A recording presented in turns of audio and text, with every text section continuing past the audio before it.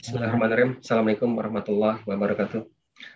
Assalamualaikum warahmatullahi Alhamdulillahirabbil alamin. Wassalatu wassalamu ala asrofil anbiya'i wal mursalin wa ala alihi washabihi ajmain amma ba'd. Segala puji bagi Allah Tuhan semesta alam. Semoga salawat dan keselamatan tercurahkan selalu pada Nabi kita dan Rasul termulia kita Muhammad SAW beserta keluarganya dan para sahabatnya. Alhamdulillah kita bisa berkumpul kembali melalui kajian online bulanan. Insya Allah melanjutkan kembali kajian mengenai ensiklopedia salat bersama Ustaz Agus Hendra. Alhamdulillah Ustaz sudah bergabung bersama kita. Ya Ustaz, tafadhol Ustaz, insya Allah melanjutkan kembali bab 20 Ustaz. 20 ya. Bismillahirrahmanirrahim. Assalamualaikum warahmatullahi wabarakatuh. Alhamdulillah nahmaduhu wa nasta'inuhu wa nastaghfiruh wa na'udzu billahi min syururi anfusina wa min sayyiati a'malina may yahdihillahu fala mudilla lahu wa may yudlil fala hadiyalah. Asyhadu an la ilaha illallah wahdahu la syarika lahu wa asyhadu anna Muhammadan abduhu wa rasuluh. Ya ayyuhalladzina amanu taqullaha wa qulu qawlan sadida yuslih lakum a'malakum wa yaghfir lakum dzunubakum wa may yuti'illaha wa rasulahu faqad faza fawzan 'azima. Mudah-mudahan Bapak Ibu semuanya dalam keadaan sehat walafiat. Yang sakit semoga diangkat penyakitnya, dihapuskan dosanya, dinaikkan derajatnya. Yang meninggal semoga Allah berikan pahala syahid ya karena wabah. Semoga kita juga yang hidup terus untuk berusaha memperbaiki diri karena nggak tahu giliran kita kapan, waktu kita kapan. Tapi alhamdulillah pada hari ini kita dikasih kesempatan untuk bisa bertemu dengan Dzulhijjah. Ini adalah hadiah yang tak terhingga dari Allah di saat musibah ini. Itu berjumpanya dengan bulan Dzulhijjah. Mudah-mudahan bisa ketemu juga dengan Muharram insya Allah. Dan mudah-mudahan juga ini jadikan momen kesempatan untuk beribadah sebaik-baiknya. Ya, mudah-mudahan semuanya dimudahkan oleh Allah. Amin.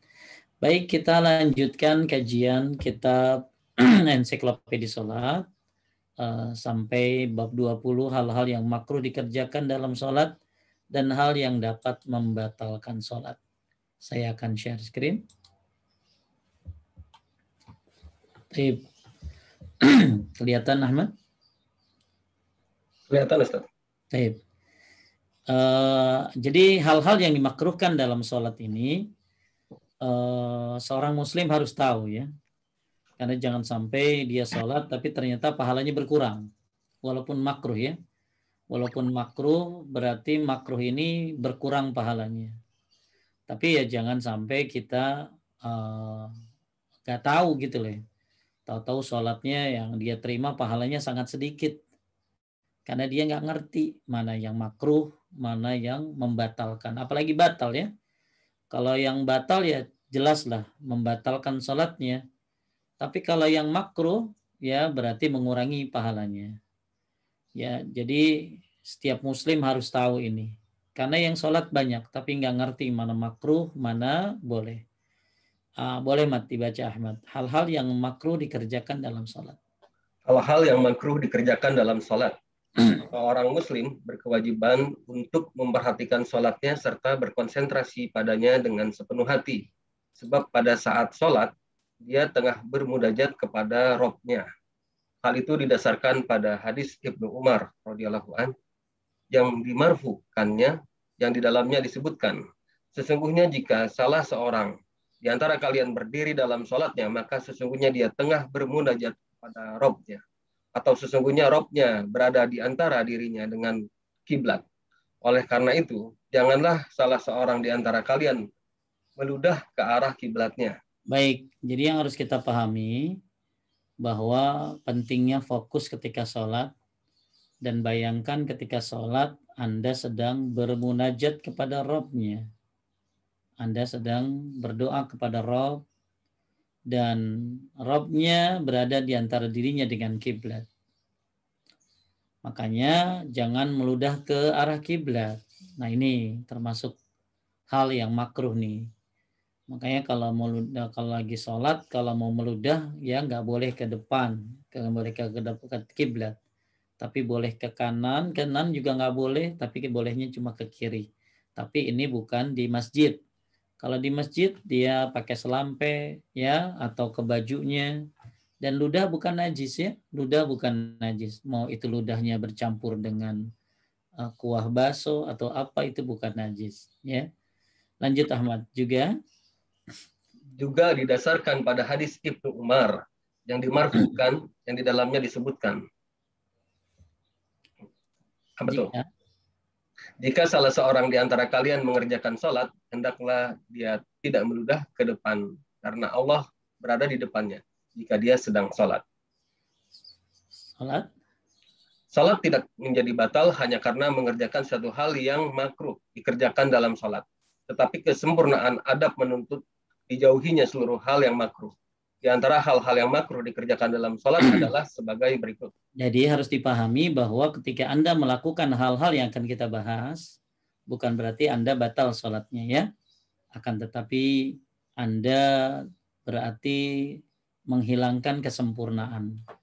Nah, jadi saya sekali lagi tekankan yang sholat banyak, tapi yang ngerti sholat dikit. Ya, ngerti rukun aja udah bagus banget. Ahmad udah hafal ya, rukun sholat, wajib sholat, sunnah sholat, ya kan udah itu udah ada fotokopiannya tuh ya. Mudah-mudahan nih ya nggak koleksi ilmu ya. Karena ini kan hari-hari ya, hari-hari dan kalau hari-hari salah astagfirullah ya. Baik. Jadi kalau kita tahu tentang hal-hal yang makruh, minimal kita tuh kalau nggak sengaja, aduh nggak batal gitu loh. Ya nggak batal, dan jangan sampai yang batal yang nggak tahu malah. Jadi kita dua-duanya harus tahu, makruh dan yang membatalkan. Satu, menoleh bukan untuk suatu hal yang dibutuhkan. Intinya gini Ahmad dan semua jamaah, kalau sholat itu boleh noleh ya, boleh nengok orang kalau sholat itu, kalau dibutuhkan. Misalnya Ahmad ya, punya anak kecil nggak Ahmad? Ada ya? Dari yang mana? Nah itu misalnya. Maksudnya SMP paling kecil, Ustaz, bukan kecil. Misalnya bayi ya, bayi misalnya lagi sholat Ahmad, tiba-tiba kok ya mungkin ada anak-anak ya main di kolam renang, kan Ahmad kepikiran pasti ini anak sama siapa. Kalau dia sendiri bahaya dong, bisa tikuncung nanti. Maka Ahmad nengok gini. Nah, yang nggak boleh itu Ahmad membelakangi kiblat. Jadi badannya berubah membelakangi. Tapi kalau nggak apa-apa, sebagaimana dilakukan oleh Abu Bakar. Nabi juga pernah ya, Nabi Shallallahu Alaihi Wasallam itu pernah Ahmad lagi sholat Nabi ya. Terus tiba-tiba pas Nabi lagi sholat itu, Nabi itu sholatnya duduk. Kalau imam duduk, makmum duduk harusnya ya. Kalau imam duduk, makmum duduk. Tapi makmumnya berdiri, kan salah dong. Maka Nabi nengok, nyuruh mereka untuk ngapain? Untuk turun, duduk. Berarti Nabi nengok. Ya. Jadi Nabi pernah nengok dalam sholat, Abu Bakar juga pernah. Intinya nengok itu nggak boleh kalau nggak ada uzur. Ustadz jadi nggak khusyuk dong. Justru kalau Anda melihat kesalahan makmum itu kasihan dia. Ya, misalnya Anda misalnya ya tiba-tiba Ahmad lagi sholat, terus bawa mobil, terus Ahmad dekat jendela gitu loh. Tiba-tiba mobilnya bunyi. Ya Ahmad dia harus nengok kan, ya, jangan-jangan mobil dia. Ya tahu-tahu habis sholat hilang, nyesel deh. Kenapa gue sholat terusin tadi, kan salah. Jadi justru ketika kita menghilangkan sesuatu yang membuat kita khusyuk itu termasuk bagus. Misalnya di depan kita ada apa ya? Misalnya kita lagi sholat gitu ya, terus handphone bunyi, ya matiin. Kenapa? Karena akan mengganggu diri Anda, akan ganggu orang juga, ya kan? Ya, maka matikan. Itu enggak makruh, itu boleh. Tapi mungkin karena dia lupa matiin gitu loh. Jadi sesuatu hal yang mengganggu sholat Anda boleh diselesaikan selama itu memang menunjang sholat gitu loh. Ya kayak tadi, ya misalnya saya lagi sholat, tiba-tiba handphone saya bunyi nggak sengaja, ya saya kan keganggu. Belum lagi kalau saya jadi imam, ya orang lain keganggu banyak, dekat mic lagi. Ya, nah itu maka jadi apapun yang membuat kita dalam sholat jadi terganggu, maka kita selesaikan. Misalnya gatal jadi garuk atuh, ya. Jadi sholat itu makruh kalau noleh tapi nggak ada kebutuhan. Tapi nolehnya itu ingat ya, nolehnya itu bukan membelakangi badan ya, membelakangi badan. Pernah Ahmad lihat nggak ada imam dipukul? Pernah ada video beredar ya? Video beredar ada orang masuk ke masjid terus deketin imam. Nah, itu akhirnya kan imamnya dipukul. Ya. Nah, itu kan jamaah pasti ngelihat gitu loh, ngelihat. Jadi kayak gitu harus dicegah harusnya gitu loh. Inilah karena kita menganggap sholat itu nggak boleh ngapa-ngapain. Boleh selama dibutuhkan. Nah, justru yang harus kita perhatikan nih bukan nengok badan, Ahmad. Kalau nengok badan kan masih boleh kalau butuh ya. Ya, tapi asal jangan belakangi kiblat. Justru nengok hati yang paling sering, betul nggak? Nengok hati yang paling sering. Hati ini sering nengok kantor, ya, nengok makanan. Padahal dia lagi sholat, tapi hatinya nengok gitu loh. Nah, ini yang paling banyak. Ya, jadi kalau Anda melakukan sesuatu tanpa uzur, berarti Anda sedang dilakukan perampasan oleh setan. Lanjut. Hal ini? Hal itu didasarkan pada hadis Aisyah radhiyallahu anha. Dia pernah bercerita, aku pernah bertanya kepada Rasulullah Shallallahu Alaihi Wasallam mengenai menoleh dalam salat. Maka beliau menjawab, menoleh itu merupakan perampasan yang dilakukan oleh setan terhadap salat seorang hamba. Oke, menoleh ini kalau nggak ada kebutuhan, ya. Nah, menoleh ini ada dua macam, menoleh fisik, ya. Menoleh fisik solusinya diam dalam salat serta tidak bergerak kalau memang tidak ada kebutuhan. Ya, yang kedua menoleh secara maknawi dengan hati. Ah, ini yang paling susah nih. Ya, terapinya ini sangat sulit, ya. Yaitu hatinya nih nginget ini, nginget itu. Nah, itu banyakkan menoleh hati. Makanya ada hadis ya, ada orang terganggu nih, ya. Boleh nih ingat bahwasanya Utsman bin Abil As bahwasanya dia pernah mendatangi Nabi Shallallahu Alaihi Wasallam seraya berkata, wahai Rasulullah, sesungguhnya setan telah menjadi penghalang antara diriku, sholatku dan bacaanku, yakni dia mengacaukannya. Maka Rasulullah SAW bersabda, segitunya tuh Ahmad, segitunya setan tuh bisa buat bacaan kita jadi ngaco, bisa buat mengacau. Setan itu bisa membuat sholat kita jadi nggak khusyuk, ya. Nah, itu setan memang tugasnya mengacaukan orang lagi sholat, karena satu sholat, satu rakaat yang diterima oleh Allah, ya, ada suatu disebutkan oleh Ibnu Qayyim dalam sebuah cerita tentang orang meninggal yang dimimpikan, disebutkan bahwa satu rakaat itu lebih baik daripada dunia dan seisinya. Kalau satu rakaat tapi tercatat di amalan di kitab ya, maka itu lebih baik daripada dunia dan seisinya. Masya Allah, kalau kita bisa sholat satu rakaat bagus gitu ya. Maka setan itu, karena saya sholat itu kan sebaik-baik amal, maka setan berusaha menggoda Anda supaya sholatnya ya jelek gitu loh. Ya, makanya apa aja kepikiran lagi sholat. Ya, maka Nabi bersabda sallallahu alaihi wasallam, zaka syaitan yuqalu lahu khanzab. Lanjut, dia itu Ahmad, lanjut. Dia itu setan yang diberi nama Hanzab. Oleh karena itu, jika kamu merasakannya, mohonlah perlindungan kepada Allah darinya dan meludahlah ke sebelah kirimu 3 kali.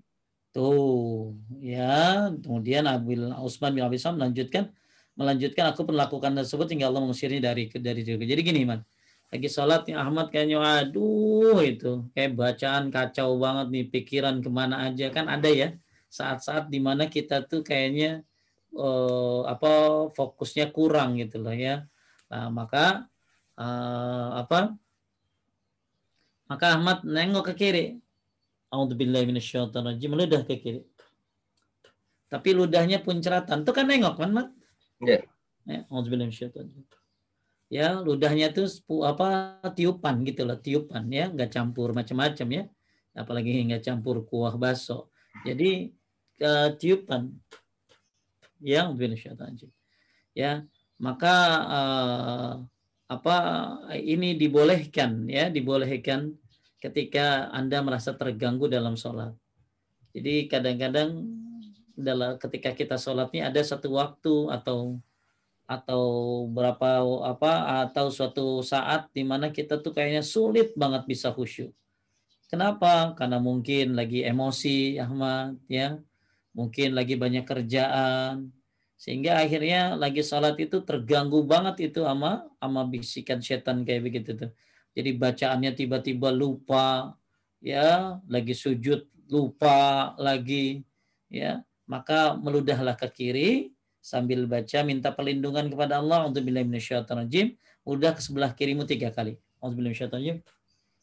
Boleh 3 kali atau ludahnya 3 kali.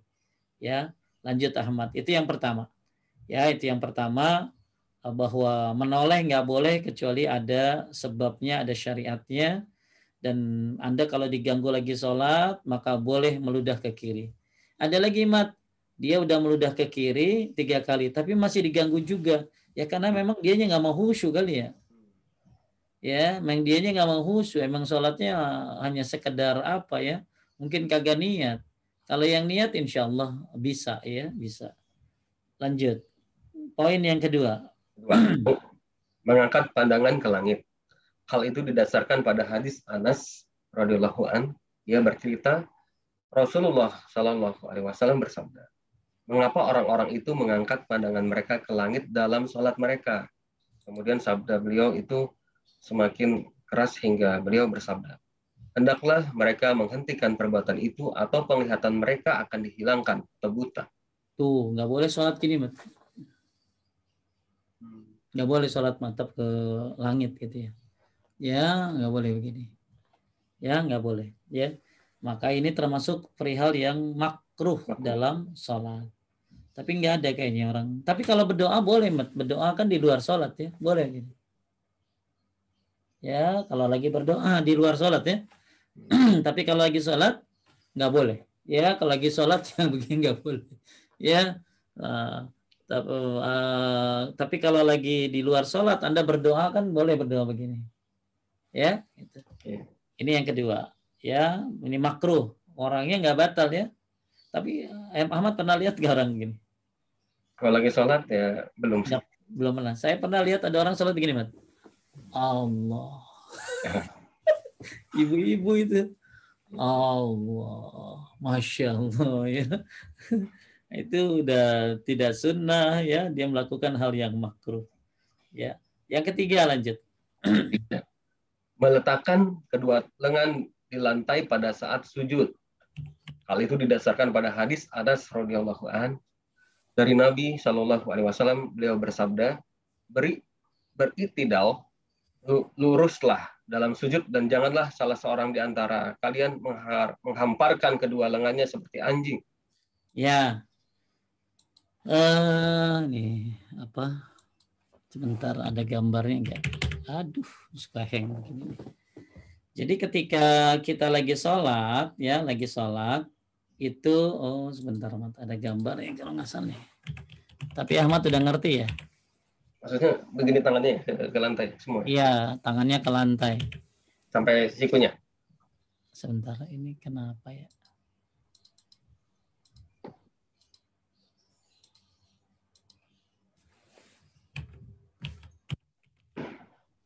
Sebentar nih ada biar gampang.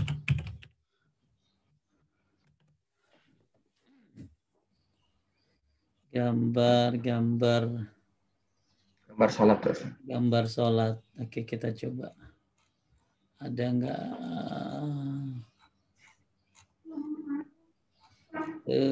Bentar. Enggak ada ya. Nah, ini kalau mata ke atas begini contohnya ya. Sebentar. Kalau mata ke atas, lama. Maaf ya Bu ya. Ini nggak boleh ya. Kemudian kalau yang tadi apa namanya, ini kayak gini, Mat. Ini, Mat. Tangan menempel tanah dan siku tidak diangkat, kayak anjing ya. Ini nggak boleh. Ya, ini perkara yang makruh dalam sholat. Ya, biasanya begini tuh ada, pernah lihat deh kalau di masjid tuh ada. Biasanya anak-anak ya, Ya. anak-anak kecil ya. Ini suka begini nih, ya suka begini. Tadi kasih tahu nggak boleh tangannya kayak anjing. Ini makruh hukumnya. Ya, baik. Sebentar. Baik, kita kembali lagi. Ini komputernya perlu diganti nih. Ya.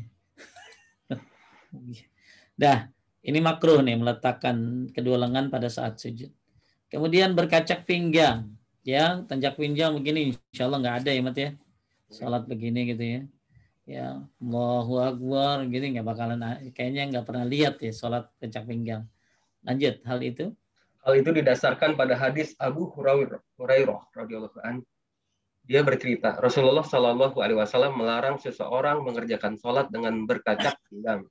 Dan karena Aisyah tidak menyukai orang yang sholat dengan meletakkan tangannya di pinggangnya, dia mengatakan, sesungguhnya orang-orang Yahudi lah yang melakukan itu.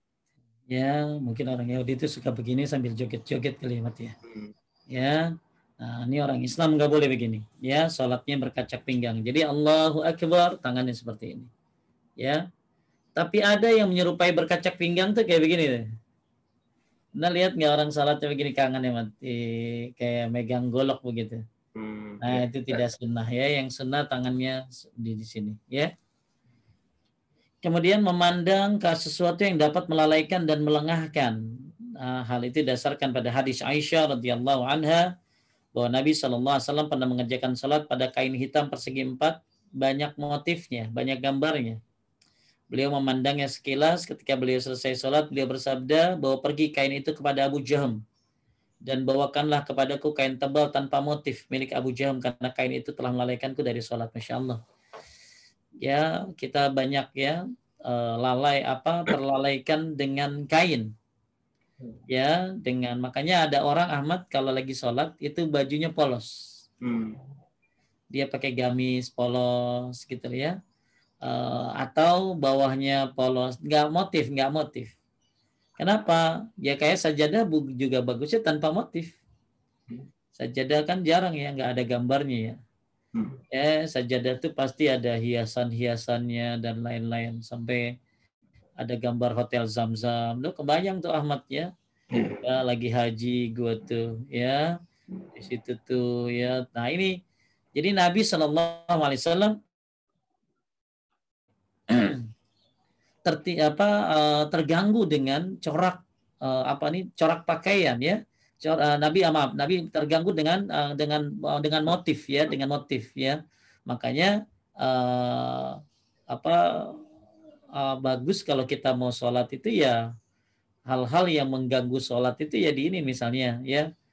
Kalau makanya kenapa bagus pakai gamis yang warnanya putih supaya tidak terlalu banyak gangguan pikiran. Ya karena Nabi saya aja terganggu dengan kain yang bermotif. Gimana kita? Ibu-ibu suka tuh pakai mukena banyak itu motifnya ya. Ya ada motif Hello Kitty, ada motif ini, motif itu. Nah, itu keganggu nanti dia tuh. Ya, terganggu juga dengan ini payet. Wah, payetnya banyak banget itu. Ya, lagi sholat tuh ngeliatin payet, bagus banget ya payet ini dari Tasik ini, mantep dah ya. Ya, ke bawah-bawah daerah, akhirnya ingat ini, ingat itu. Jadi kalau kita lagi sholat itu, kalau pengen khusyuk memang banyak banget yang harus dilakukan ya. Sampai-sampai hal-hal yang sekecil-kecilnya seperti pandangan yang terganggu saja dengan sajadah, dengan motif. Nah termasuk Ahmad, nggak boleh sholat depan kaca. Saya pernah tuh ada kajian, mungkin karena itu dipakai buat senam ya, buat senam ibu-ibu atau apa, itu kaca semuanya. Nah, itu kita kan jadi sholat tuh jadi ngaca-ngaca penampilan kan gitu loh. Ya. Nah, ada lagi yang makruh sholat depan api. Depan api. Karena kayak orang Majusi Majusi, ya kayak orang Majusi. Apalagi ya kalau sujudnya di depan api, ya kebakar itu, ya. Nah ini memandang sesuatu yang dapat melengahkan sholat, melalaikan sholat, maka dihindari. Bahkan jangan sampai kita tuh sholat juga mengganggu orang. Gimana sholat mengganggu orang?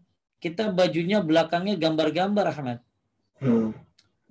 Kan ada orangnya bajunya, saya suka baju gambar-gambar yang bukan bernyawa ya, misalnya kayak apa ya, kayak gini misalnya itu manrebuk, wow itu kan keren mati. Manrebuk ya. Jadi nanti di alam kubur kita ditanyakan 3 ya, atau ada apa, jadi gini lah, ketika baju kita gambarnya di belakang itu ganggu yang di belakang kalau lagi salat jamaah kan. Apalagi tulisan bisa dibaca lagi. Ya, ada lagi tuh, ada merek baju yang suka ini, suka tulisan-tulisannya nyeleneh lagi. Ya, nyeleneh. Pernah saya baca dulu tuh selamat Anda jadi manusia, tanda tangan monyet. Coba kan kebaca lagi begitu tuh. Maka ketika lagi sholat perhatikan baju kita, ganggu diri kita enggak? Kedua, ganggu orang lain enggak? Apa maksud ganggu orang lain? Termasuk yang pakai lepis, Ahmad. Yang pakai lepis terus ketat. Nah, ini lagi sujud gimana? Ya, terlihat belakangnya. Ya, suka terlihat merek celana dalamnya. Nah, ini kan mengganggu orang yang di belakang gitu loh. Maka bajunya yang gambar-gambar di belakang, itu juga mengganggu. Maka penting kita jangan sampai mengganggu orang lain dalam pandangan. Baik, ya, Nabi aja keganggu, gimana kita, Masya Allah ya. Kemudian nomor 6. Salat dengan menghadap kepada sesuatu yang dapat melengahkan dan melalaikan. Hal itu didasarkan pada hadis Anas radhiyallahu an. Dia bercerita adalah dengan tirai Aisyah menutupi sisi rumahnya. Melihat itu Nabi Shallallahu Alaihi Wasallam bersabda, singkirkan tiraimu itu dari hadapan kami karena gambar-gambarnya selalu menggangguku dalam sholatku. Tuh, ya, kayak tadi ya, sholat depan api, ya kan api kan nyala gitu kan gerak-gerak tuh. Nah ya, atau sholat depan TV kalau sekarang, Mat. Sholat depan TV, nyala TV-nya, ya, atau sholat ya, pokoknya yang depannya melalaikan, maka penting taruh sutroh di depan. Taruh sutroh. Sutroh itu tujuannya apa? Menghalangi pandangan. Ya tapi ya kadang-kadang pandangan ke bawah, tapi ya kadang-kadang di depan ada apa, maka lebih bagus ya depan kita lagi sholat itu ya polos saja ya. Baik, sholat dengan menghadap sesuatu yang dapat melengahkan dan melalaikan, sebagaimana Aisyah menutup sisi rumahnya dengan tirai ya, maka Nabi terganggu dengan gambarnya. Kemudian nah ini dia duduk iqa. Nah duduk iqa ini duduk iqa ini ada beberapa model. Ada yang boleh, ada yang nggak boleh. Kalau yang nggak boleh, kalau yang boleh, sebentar. Duduk iqa. Nah ini tadi sholat apa tadi? Apa sih tangannya gitu ya, tangannya. Nah duduk iqa ini ada yang begini, Ahmad, kelihatan nggak? Kelihatan. Nah ini duduk iqa nih, begini nih boleh. Ini duduk antara 2 sujud, Ahmad. Ini duduk iqa yang boleh. Jadi kalau kita duduk antara 2 sujud itu kan kayak duduk tahiyat awal ya. Kalau kita duduk antara 2 sujud itu duduknya tahiyat awal. Namanya iftirash. Nah, boleh juga sekali-kali Anda duduk iqa. Nah, duduk iqa itu kayak begini. Ya, nah, pernah nggak Ahmad? Enggak. Coba praktekin nih. Ini duduk iqa nih yang boleh ini. Tapi ada duduk iqa yang makruh. Nah, ini juga boleh begini. Apa bedanya Ahmad? Agak merenggang ya? Agak merenggang. Kalau yang tadi ini agak sedikit dekat rapat. Ya, ini duduk iqa. Ini kalau ini enggak begini. Ya. Dan ini ya kalau Anda pengen lihat gambar-gambarnya bagus di bukunya Ustadz Firanda ya, bekal sholat. Ya, bagus untuk jadi memiliki buku tersebut untuk jadi ilmu perbandingan ya. Nah, ini banyak gambarnya dia, bagus tuh. Nah, ini duduk dua sujud dengan iqa ini boleh begini. Nah, yang nggak boleh begini. Ya, ini juga boleh gini. Duduk di antara dua sujud begini boleh. Ini namanya apa tadi? Iftirash. Iftirash. Ini namanya iftirash. Ini boleh. Kalau ini namanya iqa, ini boleh. Ini juga namanya iqa, ini boleh. Tapi yang nggak boleh gimana Pak Ustadz, yang makruh? Yang makruh iqa itu ya nggak ada. Mana ya? Sebentar.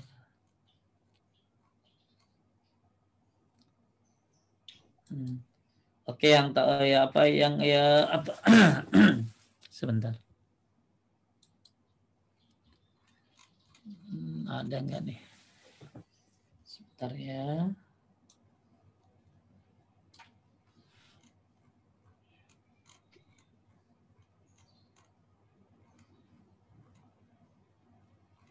Nggak ada juga. Ini gambar duduk. Ini sih baik. Ini tadi nih, Pak ya. Ini dia. Kita lihat. Ini salah, lihat Mat. Ini yang IK gini yang nggak boleh nih. Ya, ntar.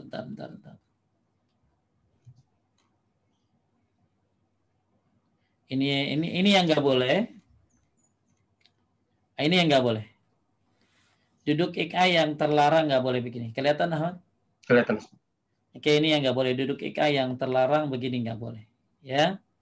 Nah, ini suka lihat orang begini loh. Kecuali yang sakit ya. Kalau yang kakinya sakit ya boleh ya, nggak apa-apa ya. Tapi kalau yang nggak sakit nggak boleh, makruh begini. Terus ada lagi yang begini, Mat. Nah, ini juga salah nih. Kecuali dia sakit. Kemudian yang banyak begini, Mat, justru. Yang atas tuh, yang atas tuh. Ya. Kalau yang kedua nih bedanya apa? Pantatnya nggak rapat, Ahmad. Ya. Pantatnya kan harusnya rapat kan kalau iqamah. Ya, ini nggak diangkat. Ahmad mungkin kalau pernah ke Madinah, ke Mekah, ada orang sholat suka begini nih. Ya. Jadi dia tuh tumitnya tuh nggak didudukin dia. Jadi dia kayak orang jadi kayak begitulah berdiri. Jadi tumitnya nggak didudukin. Nah, ini salah juga. Nah, ini yang nomor satu yang banyak saya lihat ini. IK-nya kayak gini salah nih. Ya, jadi perhatikan Bapak Ibu sekalian, muliakan Allah. Banyak orang sholat dengan model posisi salah nomor satu. Ya, ini salah nomor satu nih, kakinya begini tuh. Ini banyak sekali. Dan ini nggak batal ya. Nggak batal, cuma makruh. Ya, makruh. Kalau makruh ini ya berarti berkurang dong pahalanya. Kemudian kalau ini juga makruh, sama ya yang terlarang juga ini nggak boleh begini. Ya, kayaknya begini jarang lihat. Kalau yang sakit nggak apa-apa. Sekali lagi saya katakan, ini kita lagi bahas duduk antara dua sujud. Ya, yang salah nih. Kemudian begini juga nggak boleh, ya, begini nggak boleh. Yang boleh, ya, yang boleh, ya, baik, coba. Yang boleh ya begini, satu, ya, yang boleh begini, kemudian begini juga boleh. Kembali lagi bahwa IKA ada beberapa model ya, ada model yang terlarang, ada model yang boleh. Baik. Selanjutnya nomor 8, lanjut. Menggerakkan anggota tubuh atau mengubah posisi dalam sholat tanpa adanya kebutuhan. Hal itu didasarkan pada hadis Mu'aikib. Nabi Shallallahu Alaihi Wasallam pernah bersabda tentang seseorang yang meratakan debu pada saat sujud. Jika engkau harus melakukannya, cukuplah sekali saja. Ya, jadi intinya boleh-boleh saja bergerak selama ada kebutuhan, ya, ada kebutuhan. Jadi Ustadz kalau gerak 3 kali batal tidak, ya, tidak gerak 3 kali tidak batal kecuali memang dia memang butuh, nggak apa-apa, ya, garuk, ya, nggak apa-apa. Nah, ini ada dalil di dalam kitab Sahih Fikih Sunnah karya Abu Malik Kamalat Said Salim. Ya, Ali bin Abi Thalib itu kalau sholat tangannya di dada, kecuali kalau lagi ada riwayat dari Ali atau satu lagi kalau salah Ibnu Abbas, kecuali kalau dia menggaruk ya, menggaruk. Jadi boleh saja sholat menggaruk ya, sholat menggaruk sesuai dengan kebutuhannya. Kemudian menjalin jari jemari dan membunyikannya dalam sholat. Ya, lanjut Ahmad. Yang demikian itu didasarkan pada hadis Ka'ab bin Ujrah bahwa Rasulullah SAW pernah bersabda, jika salah seseorang di antara kalian berwudu dan dia melakukannya dengan baik, kemudian dia berangkat dengan niat menuju masjid, hendaklah dia tidak menjalinkan jari-jarinya karena dia dihitung dalam keadaan sholat. Jadi kalau Ahmad mau ke masjid, terus Ahmad wudu di rumah yang bagus, terus lagi ke masjid nggak boleh begini Ahmad. Ini namanya apa? Ik'a. Jadi ik'a ini nggak boleh kalau lagi mau ke masjid atau lagi nungguin sholat. Ya, barang siapa melakukannya dalam keadaan sholat maka dia lebih layak untuk dilarang. Juga didasarkan pada ucapan Ibnu Umar radhiyallahu anhuma mengenai orang yang mengerjakan sholat sedang dia menjalin kedua tangannya. Yang demikian itu merupakan sholat orang yang dimurkai. Ya, jadi jadi kata Ibnu Umar, ya, yang demikian itu merupakan sholat orang yang dimurkai. Menjaring jari-jari kedua tangan dimakruhkan pada saat berangkat ke masjid untuk mengerjakan sholat, juga pada sholat. Tetapi setelah sholat diperbolehkan. Jadi kalau habis sholat, ini misalnya gini, banyak orang orang tasbih begini nih, gini ya, tasbih namanya. Ini kalau lagi dengerin khutbah, kalau laki-laki mungkin Ahmad. Yeah. Kan kalau lagi dengerin khutbah tuh kan gini tuh, ya. Nah, ini nggak boleh tasbih begini nih. Ini seperti ini nih. Tuh. Ya, ini nggak boleh begini tuh. Kadang-kadang kalau lagi nungguin maghrib ke isya, ya. Tapi ini nggak boleh tuh kalau ke masjid.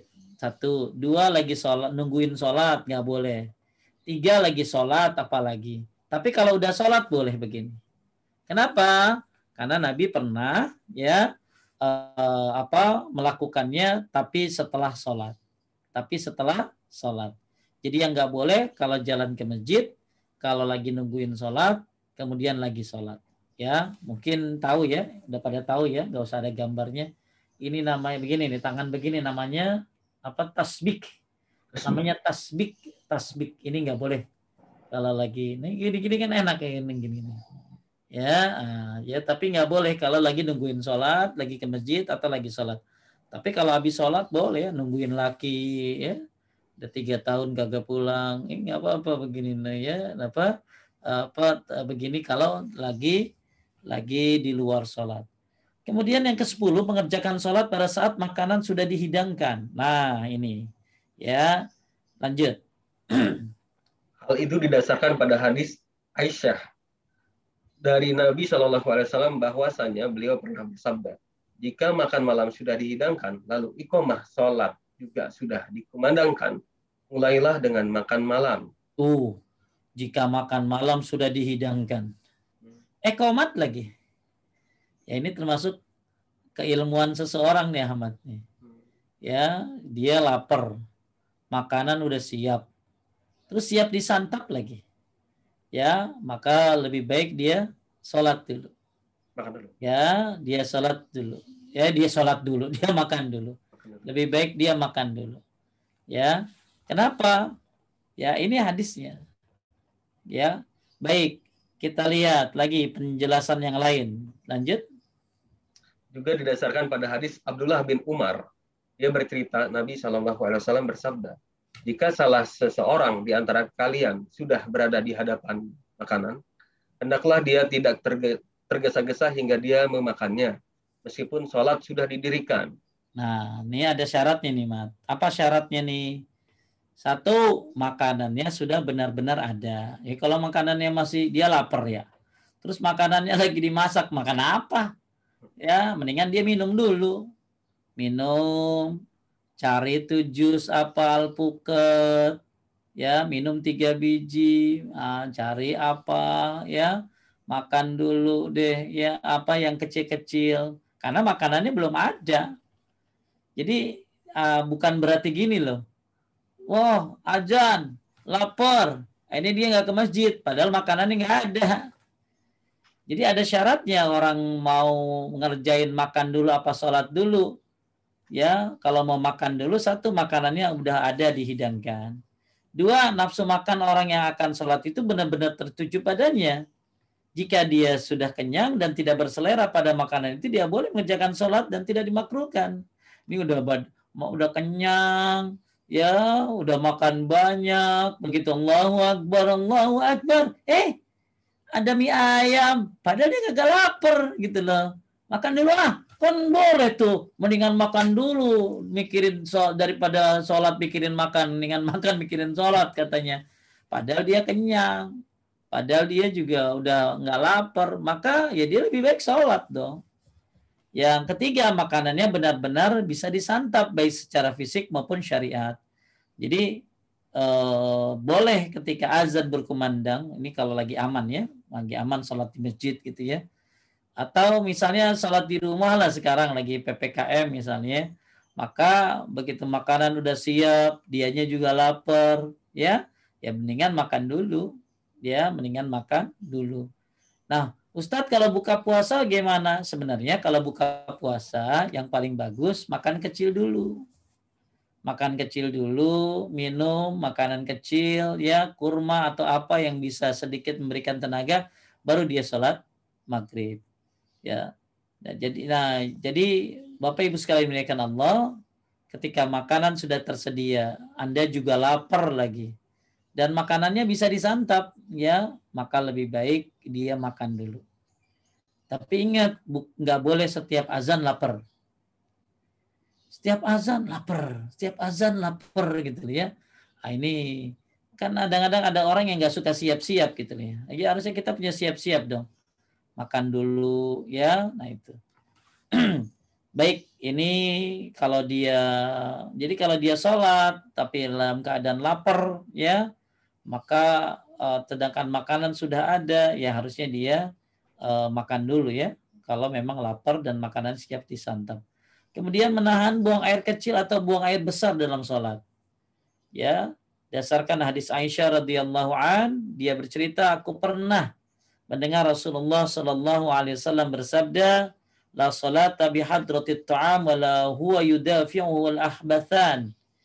Tidak di sini la salata, tidak di sini maksudnya tidak sempurna, bukan, kata Syekh Utsaimin termasuknya, bukan la ini di sini bukan tidak sah, mat. Ya, tapi tidak sempurna. Salat di hadapan makanan dan tidak juga pada saat ada desakan ingin buang air kecil dan air besar. Jadi lebih bagus kalau memang tapi Ustadz boleh nggak nahan kentut sedangkan udah rakaat terakhir? Ya kalau memang bisa ditahan nggak apa-apa. Ya misalnya dia lagi tahiyat akhir, kan tanggung banget tahiyat akhir kentutin, duhur lagi ya 4 rakaat, dia tahan nggak apa-apa. Ya, karena kan ada kentut-kentut yang nggak bisa ditahan kan gitu loh, ya. Tapi kalau memang bisa ditahan nggak masalah.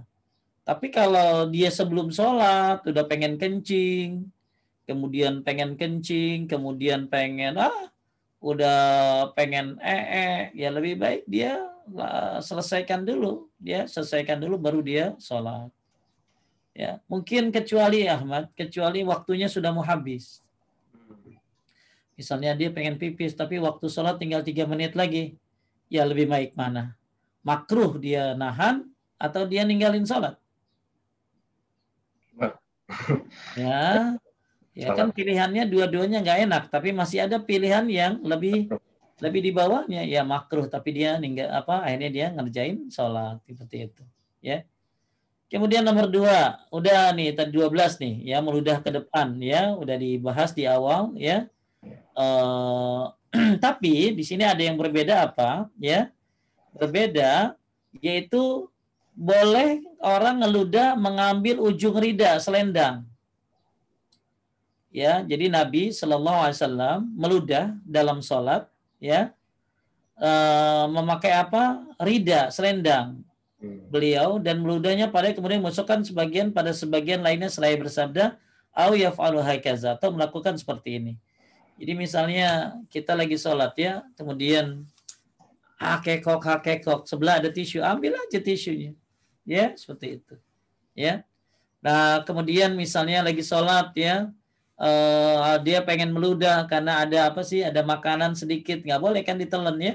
Ya, dia ambil, maka dia boleh taruh ke ini Ahmad kemana? Ke bajunya, ke kantongnya misalnya, gitulah.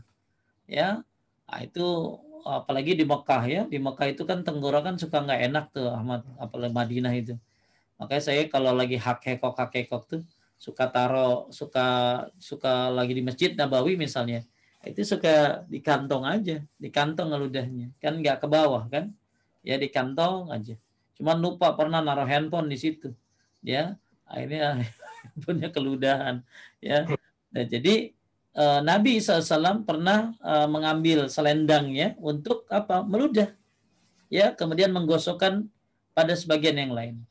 Atau gini Ahmad nih. Nah, itu ke baju ke mukena. Dan itu nggak najis ya, nggak najis. Ludah itu nggak najis. Ya, atau pakai selampe, atau pakai mukena ngeludah. Ya, dan tentu ngeludahnya kemana tadi? Ke sebelah kiri. Ya, tapi kalau ke masjid nggak boleh tuh ke karpet ya. Tapi kalau di rumah boleh dia ngeludah ke kiri. Buang, buang apa? Buang dahaknya. Kan di rumah, bukan di masjid. Atau dia pakai selampe tadi atau pakai tisu, ya. Kemudian ada hadis lagi, boleh baca Mat? Kata Nabi Shallallahu Alaihi Wasallam juga pada hadis Abu Hurairah. Juga pada hadis Abu Hurairah dan Abu Sa'id, Rasulullah Shallallahu Alaihi Wasallam pernah melihat dahak di dinding masjid, lalu beliau mengambil beberapa kerikil dan menggaruknya, kemudian berkata, jika salah seseorang di antara kalian mengeluarkan dahak, hendaklah dia tidak mengeluarkannya ke muka dan ke kanan, tapi hendaklah dia meludah ke sebelah kiri atau bawah kaki kirinya. Oke, kalau zaman Nabi kan bawahnya apa Mat? Pasir ya. Jadi kalau ngeludah ke kiri tinggal diuruk aja, ya. Kemudian juga kenapa nggak boleh ke sebelah kanan? Karena malaikat, ya. Kenapa nggak boleh ke depan? Karena Anda sedang menghadap Rob Anda, ya. Imam Nawawi dengan tegas dan mutlak melarang meludah ke arah kiblat dan ke sebelah kanan, baik pada saat tengah mengerjakan sholat maupun di luar sholat, baik dalam masjid maupun di hal tempat lain. Hadis dasar pada hadis yang menunjukkan keumuman. Nah ini, jadi kata Imam Nawawi, ini yang Riyadus Shalihin ya, Syarhul Muhazzab, Syarah Sahih Muslim. Imam Nawawi terkenal di Indonesia. Dia melarang meludah ini, Mat, bukan hanya dalam sholat, tapi dalam segala keadaan, nggak boleh ke kanan, nggak boleh ke depan. Misalnya Ahmad mau posisi Ahmad lagi gimana gitu ya, itu nggak boleh ke kanan, ya nggak boleh ke kanan ngeludahnya, tapi ngeludahnya ke kiri, nggak boleh juga ke depan. Jadi kenapa? Jadi kata Imam Nawawi ya, beliau melarang meludah ke kiblat dan sebelah kanan bukan hanya lagi ngerjain sholat, tapi juga maupun di luar sholat. Kenapa? Baik di masjid ataupun di tempat di luar masjid. Kenapa? Karena hadisnya menunjukkan keumuman, ya keumuman. Karena di sini dibilang apa? Jika salah seorang di antara kalian menunaikan salat, hendaklah dia meludah ke depannya, ya, gitu. Sedangkan orang yang sedang salat di masjid secara mutlak tidak diperbolehkan baginya meludah kecuali di pakaian. Jadi kalau di masjid nggak boleh meludah kecuali di pakaian atau di sapu tangan, ya. Kenapa? Al-buzaku fil masjid khati'atun wa kafaratuha dafnuha. Meludah di dalam masjid adalah sebuah dosa dan kafaratnya adalah memendamnya. Kalau jadi kan kalau di zaman Nabi pasir ya tinggal dipendam. Nah sekarang ada orang ngeludah di masjid ya. Kemudian kafaratnya apa ya, harus diambil dia ya ludahnya itu. Insya Allah kalau hal-hal seperti ini kayaknya jarang ya di Indonesia ya. Tapi mungkin saja bagi orang yang punya sakit tenggorokan ya, seperti saya yang suka sakit tenggorokan, itu suka banyak aja dahak tuh. Maka suka ada selampe, suka ada tisu ya, supaya tidak meludah ke bawah masjid. Kalau di masjid ya, baik kalau di rumah boleh ngeludah ke kiri. Yang penting ke kiri, jangan ke kanan ataupun ke depan. Kemudian juga nomor 13, lanjut Ahmad. Mengikat rambut atau pakaian pada saat sholat. Yang demikian itu didasarkan pada hadis Ibnu Abbas dari Nabi Shallallahu Alaihi Wasallam bahwasanya beliau bersabda, aku diperintahkan untuk bersujud di atas 7 tulang dan tidak mengikat pakaian dan rambut. Ya, jadi termasuk nggak boleh begini, Mat. Apa nih gini, gulung gini nih. Jadi kalau orang laki-laki yang pakai baju panjang ya, suka lagi wudhu itu nggak sengaja, kan wudhunya suka dilinting, dilinting tangannya itu. Nah itu pas mau sholat bagusnya diinin lagi, ya diapain, diberesin lagi. Ya, kenapa? Karena ada hadisnya, ya. Kemudian dilarang mengikat pakaian dan rambut. Ada yang maksudnya menggulung ya, menggulung pakaian. Kemudian juga untuk rambut ya, untuk laki-laki ini ya, untuk laki-laki ini hadisnya yang nomor 4. Nomor 14 ya. Mengikat rambut tuh jadi buat laki-laki nggak boleh kalau sholatnya rambutnya diikat. Jadi kalau laki-laki rambutnya, ini buat laki-laki ya, bukan buat perempuan. Jadi bagus laki-laki itu kalau rambutnya panjang dibuka. Ya dibuka. Kenapa? Biar rambut-rambutnya itu ikut bersujud. Biar rambut-rambutnya ikut bersujud. Ya, jadi sholat dengan rambut mengikat rambut nggak boleh lagi sholat buat laki-laki. Jadi yang rambutnya panjang biarin aja digebiar gitu lah. Ya, jadi begitu dia sujud berjatuhanlah rambut-rambutnya dengan dia dan ikut bersujud rambut-rambutnya tersebut. Ya. Kemudian sholat dengan rambut dijalin, lanjut. Sholat dengan rambut dijalin. Hal itu didasarkan pada hadis Abdullah bin Abbas, bahwasanya dia pernah melihat Abdullah bin Al-Haris sholat sedang rambutnya dalam keadaan terjalin ke bagian belakang. Kemudian dia, Abdullah ibnu Abbas, menguraikan jalinannya itu. Ketika selesai, dia Abdullah bin Al-Haris menuju kepada Ibnu Abbas seraya bertanya, apa urusannya dengan rambutku? Dia menjawab, sesungguhnya aku pernah mendengar Rasulullah SAW bersabda, sesungguhnya perbuatan ini adalah seperti orang yang mengerjakan sholat sedang dia dalam keadaan terbelenggu. Maktuf, jadi gini, kayak orang sholat tangannya diikat, man. Jadi kalau orang sholat rambutnya diikat laki-laki ya, itu kayak orang sholat tangannya diikat ke belakang. Ya, makanya sama Ibnu Abbas diapain, diambil. Orang dulu mah ya berani-berani ya, Mat ya. Melihat ada yang rambutnya digituin langsung. Ini laki ya, ibu ya laki ya. Jadi begitu Abdullah bin Haris ya lagi sholat sedang rambutnya kan diikat. Ustadz, emang rambut panjang itu sunnah ya? Sebenarnya yang saya tahu rambut panjang atau tidak menyerupai wanita ya. Ya, kalau wanita kan zaman dulu panjang-panjang sampai mungkin ke belakang panjang ya. Nah, maksudnya rambut zaman dulu itu kalau disebutkan yang saya tahu bahwa rambut itu segini itu kebiasaan, adat, tradisi, ya. Kenapa? Karena kita disuruh tahallul kan? Disuruh tahallul, suruh botak kalau lagi umroh, ya tahallulnya. Maka kalau memang rambut panjang lebih baik ya nggak usah disuruh tahallul seperti itu. Jadi ada jadi rambut panjang itu bagian daripada adat, ya adat. Kayak orang Arab kan suka pakai apa tuh? Udang-udang tuh. Suka pakai kutrah. Nah, itu adat itu, ya. Nah, kalau orang Indonesia ya bagusnya pakai peci songkok bagusnya Ahmad, ya. Cuma nggak betah ya pakai peci songkok tuh ya. Mungkin nggak bisa pakai headset ya ketinggian. Ya. Kembali lagi bahwa sholat dengan rambut dijalin ya atau diikat, nah, ini pernah terjadi pada zaman Nabi Abdullah bin Haris, ini dicopotin sama Ibnu Abbas. Ya, jadi langsung tuh. Ya, pernah juga Umar bin Khattab nih, orang dulu tuh amar ma'rufnya luar biasa loh. Jadi gini loh. Amar ma'ruf nahi mungkar itu tetap berlaku walaupun lagi sholat. Ya, misalnya Umar bin Khattab pernah melihat ada orang sholat nggak menghadap sutra, Ahmad. Diapain nama Imam Umar bin Khattab? Diambil tengkuknya, dipindahin ke sutra. Diambil tengkuknya di ya, coba Umar hadir di kita ya di masjid di Indonesia, bisa banyak yang diituin tengkuknya. Jadi termasuk Ibnu Abbas diambil tuh apa rambutnya tuh dibuyarin biar nggak keikat. Ini amar ma'ruf dalam sholat tetap ya tetap bisa dilakukan ya, bisa dilakukan.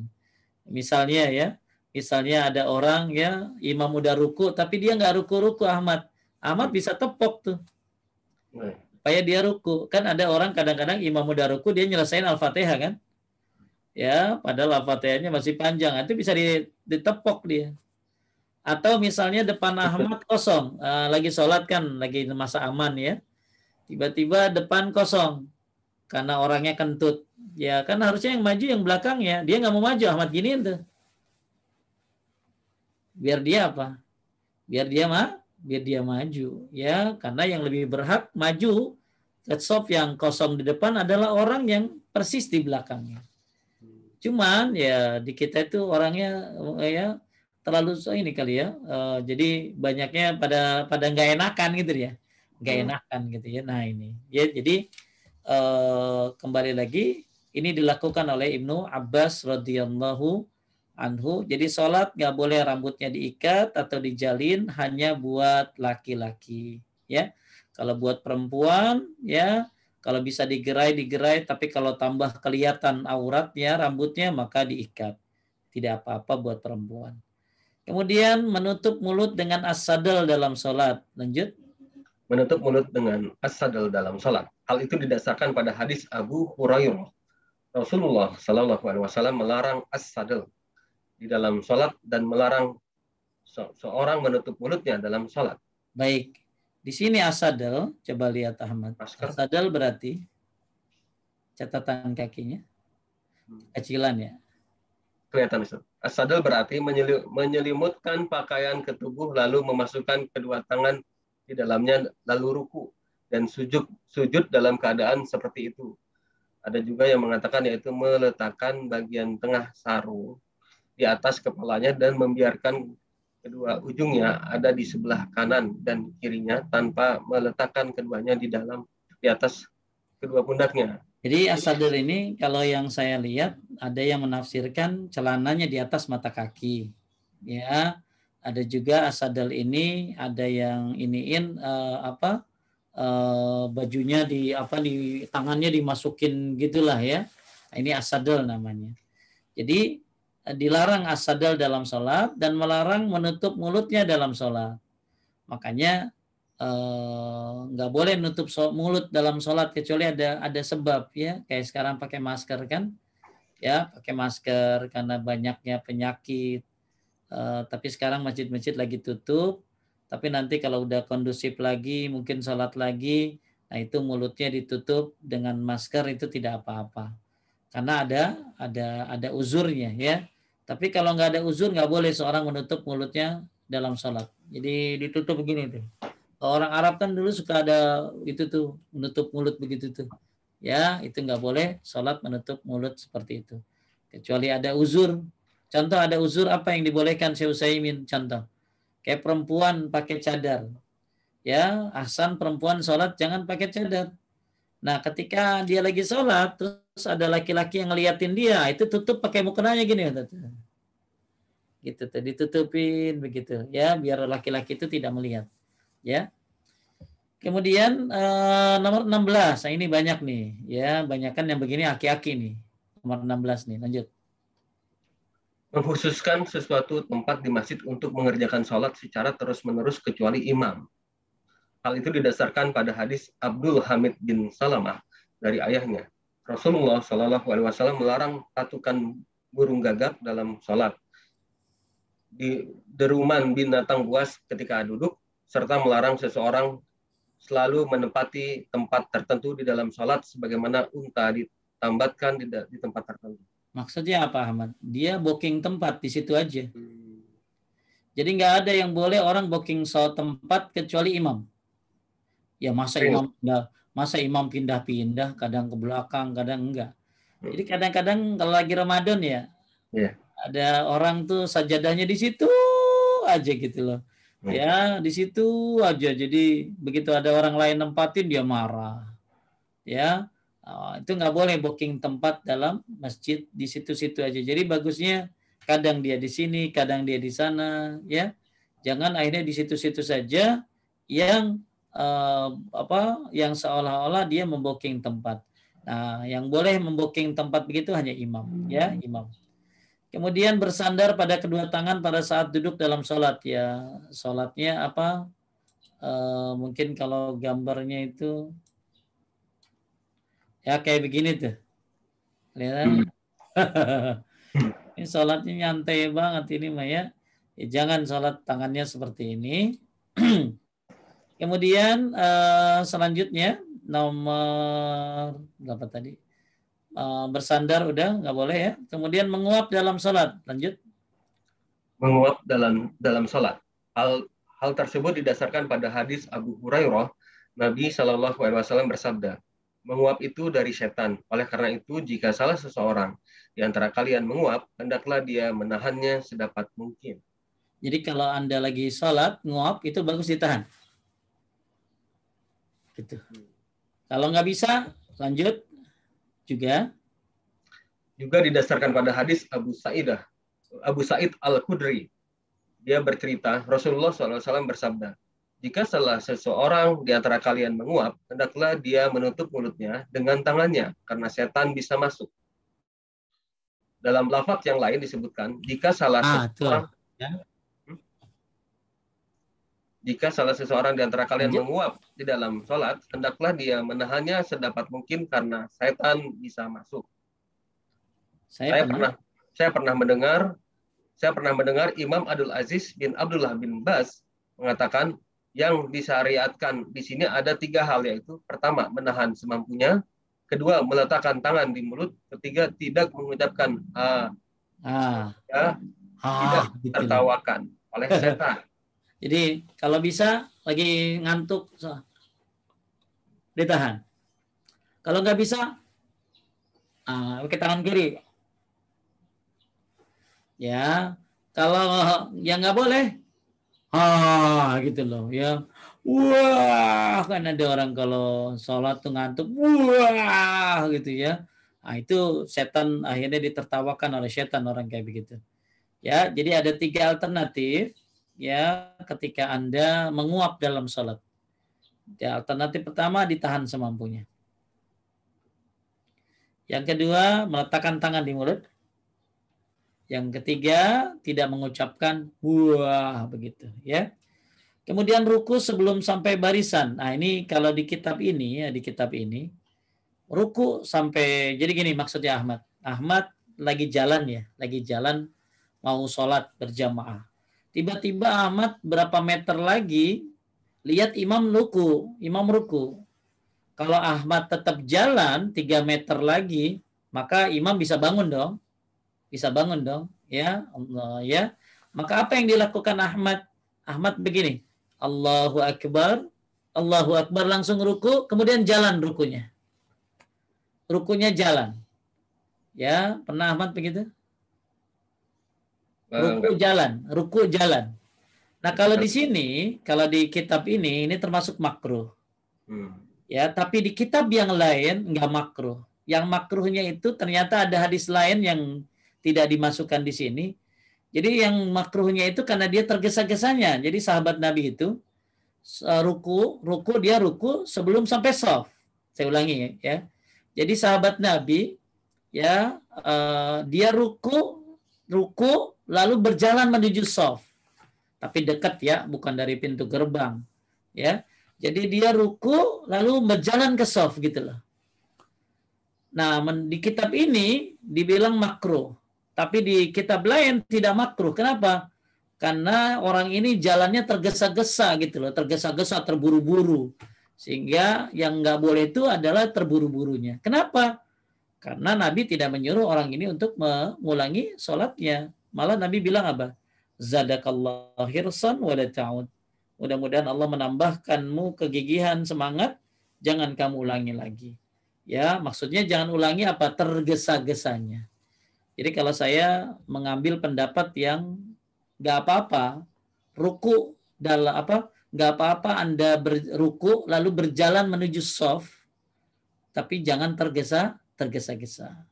Ya kan ada orang kalau masbuk tuh suka cepat lari-lari kan Mat ya. Suka lari-lari gitu loh. Akhirnya dia tergesa-gesa. Nah yang nggak boleh itu tergesa-gesanya. Jadi nggak apa-apa ya. Saya ulangi ibu-ibu yang belum paham perhatikan. Misalnya saya datang ke masjid. Kemudian lihat imam lagi ruku. Sedangkan saya jalan mungkin sekitar 2 meter lagi. Maka saya boleh begini. Allahu Akbar. Allahu Akbar. Lalu ruku. Lalu saya jalan ke tempat soft yang saya di depan saya itu. Mungkin berapa langkah ya. Nah itu boleh. Tapi yang nggak boleh. Jadi boleh satu tali takbir begini Ahmad. Allahu Akbar. Langsung ruku. Atau 2 kali takbir. Allahu Akbar. Allahu Akbar. Tapi nggak boleh begini. Allahu Akbar, barnya di bawah. Nggak boleh. Barnya sambil ruku nggak boleh. Jadi bolehnya begini. Allahu Akbar, baru ruku. Jadi jangan Allahu Akbar, dia baca Allahu Akbar tapi sambil ruku. Karena itu kan takbiratul ihram harusnya berdiri kan? Takbiratul ihram itu harusnya berdiri. Jadi nggak boleh takbiratul ihram sambil ruku, nggak boleh. Ya. Jadi Allahu Akbar, langsung ruku, langsung jalan boleh itu. Ya. Kemudian yang ke-20, lanjut. Sholat di masjid bagi orang yang memakan bawang merah, bawang putih, atau daun bawang. Hal itu didasarkan pada hadis Jabir bin Abdullah. Nabi SAW bersabda, barang siapa makan bawang putih atau bawang merah, hendaklah dia menjauh dari kami atau menjauhi masjid kami, dan hendaklah dia duduk di rumahnya saja. Dengan lafaz lain, riwayat Muslim disebutkan, karena malaikat merasa terganggu dengan sesuatu yang dapat mengganggu manusia. Dalam lafaz yang juga milik Muslim disebutkan, barang siapa yang makan bawang merah atau bawang putih atau daun bawang, hendaklah dia tidak mendekati masjid kami karena malaikat merasa terganggu oleh apa yang dapat mengganggu anak cucu Adam, manusia. Jadi gini, bawang putih mentah, bawang merah mentah, ataupun yang bau-bau Ahmad, ataupun yang bau-bau. Termasuk kata Abu Malik Kamal Said Salim buat orang yang rokok. Ya, ngerokok itu kan haram. Nah, sekarang ada orang habis ngerokok sholat. Maka ini lebih berbahaya kata Abu Malik, lebih bau, lebih mengganggu. Kalau bawang merah halal nggak, Mat? Halal. Halal dong, bawang putih juga halal. Tapi nggak boleh dimakan dalam keadaan mentah mendekati sholat. Jadi kalau mau sholat dia harus sikat gigi dulu, harus bersihkan gigi dulu, bersiwak dulu atau kumur-kumur supaya tidak bau. Karena malaikat terganggu dengan sesuatu yang mengganggu manusia. Tapi kalau misalnya orang rokok itu lebih berbahaya, lebih parah lagi gitu loh. Ya, itu haram satu. Ya, kemudian dia sholat lagi, maka dia harusnya sikat gigi dulu. Jadi orang yang rokok, ya mudah-mudahan bisa ditinggalin. Dan kalau dia memang mau sholat, maka dia harus sikat gigi dulu. Karena itu lebih bau dan lebih ini daripada bawang merah dan bawang putih. Ya. Kemudian lanjut. Mengerjakan sholat sunnah pada saat dilanda rasa kantuk. Hal itu didasarkan pada hadis Aisyah. Nabi SAW bersabda, jika salah seseorang di antara kalian mengantuk saat sholat, hendaklah dia tidur hingga kantuknya itu hilang. Karena jika salah seseorang di antara kalian sholat sedang dia dalam keadaan ngantuk, bisa jadi dia bermaksud memohon ampunan tetapi malah justru memaki dirinya sendiri. Ya, jadi kalau sholat ngantuk ya tidur. Ya, kecuali sholat wajib itu harus benar-benar dipaksa untuk sholat kalau memang waktunya sudah masuk. Tapi kalau untuk sholat sunnah jangan. Ya, dia harus dalam keadaan fresh. Karena takutnya dia malah baca salah-salahan karena ngantuk. Tapi kalau saya suka bedain antara ngantuk sama ngantukan, Ahmad. Apa bedanya? Ngantuk sama ngantukan apa beda? Ada bedanya nggak? Beda kan kalau ngantuk mah Ahmad udah tahajud dari jam 3. Ngantuk, wajar itu. Istirahat, tidur menjelang subuh. Ya, tapi ini mah enggak. Udah bangun jam 5, ngantuk juga. Itu kan namanya ngantukan gitu loh ya. Ya, itu dia harus memaksakan diri tentunya. Ya. Wallahu a'lam. Kemudian udah ada yang nanya nggak Ahmad sampai sini dulu? Banyak Ustaz. Coba lanjut. Di yang mau nanya silakan.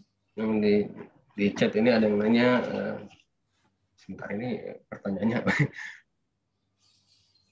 Sebentar. Assalamualaikum warahmatullahi wabarakatuh. Ustadz, apakah kita boleh membaca Syahidul Istighfar dalam sholat sujud, duduk sebelum salam? Atau ya sujud atau duduk sebelum salam?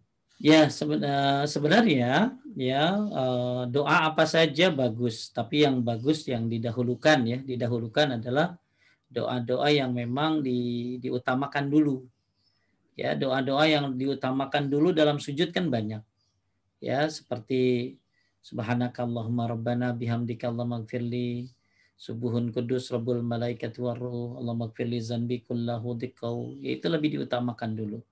Ya, dalam sujud karena itu yang diajarkan oleh Nabi Shallallahu alaihi wasallam. Kemudian kalau dia mau baca yang pendek-pendek seperti kayak gini. Sebenarnya kalau dia baca subhanaka Allahumma rabbana wa bihamdika Allahumma gfirli itu kan minta ampun juga, Ahmad. Seperti dia baca doa Allahumma gfirli zanbi kullahu dikkahu wa jillahu awalahu akhirahu alaniyatahu sirrahu. Ya Allah, ampunilah dosaku semuanya, yang besar, yang kecil, yang awal, yang akhir, yang kelihatan dan yang tidak kelihatan. Itu kan juga minta ampun, Ahmad. Ya, Ahmad hafal yang mana doa sujud? Subhanallah. Iya, kan nambah, kan udah nambah bukan? Allah magfirli. Itu kan istighfar juga, Ahmad. Ya kan? Atau kalau mau Ahmad baca yang Allah magfirli zanbi kullahu itu kan sama istighfar gitu. Dia permohonan ampun gitu. Jadi sebenarnya dalam sujud, dalam sholat itu ada permohonan-permohonan ampun seperti Sayyidul Istighfar. Kayak doa sebelum salam itu lebih bagus yang diajarkan dulu oleh Nabi karena Sayyidul Istighfar itu kan pagi sore. Ya. Nah, tapi kalau yang diajarkan oleh Nabi sebelum salam kan istighfarnya banyak banget itu. Allahumma inni dzalamtu nafsi dzulman katsiran. Ya, banyak doa-doa sebelum salam. Cuman kalau pertanyaannya boleh ya boleh, nggak apa-apa. Cuma harusnya ada skala prioritas. Ya kayak Syekh Utsaimin ditanya boleh nggak lagi sujud baca sholawat. Beliau bilang boleh karena sholawat itu doa. Salawat itu doa. Yang nggak boleh baca Al-Quran, ya baca kulhu, baca Al-Fatihah lagi sujud nggak boleh. Cuma kalau saya lebih mendahulukan skala prioritas dulu. Yang diajarkan oleh Nabi apa aja, ya sebelum salam. Nah nanti kalau misalnya udah beres yang skala prioritas, baru dia doa bebas. Ya hendaklah dia memilih doa yang dia sukai. Nah itu kan ada di sebelum salam tuh. Jadi kalau ibu-ibu lihat doa sebelum salam kan banyak tuh, ada 10 atau berapa. Nah itu di poin akhir disuruh doa bebas, disuruh doa bebas. Nah Anda baca Syahidul Istighfar di situ. Ya, jadi dahulukan dulu yang skala prioritas yang diajari nama Nabi, baru doa bebas terakhir termasuk boleh Syahidul Istighfar. Ya, itu. Lanjut. Ya. Assalamualaikum warahmatullahi wabarakatuh. Hadis ke-20 ini disebutkan malaikat akan juga terganggu, padahal malaikat diciptakan tanpa hawa nafsu, termasuk nafsu, penciuman dan lain-lain. Mohon penjelasannya, Ustaz. Ya, Bapak Ibu sekalian muliakan Allah, Anda tahu nada malaikat yang namanya apa? Ya, ada malaikat yang di dalam surat Al-Baqarah yang mengajarkan sihir. Ada ya, ada malaikat apa ya? Saya lupa ya namanya ya.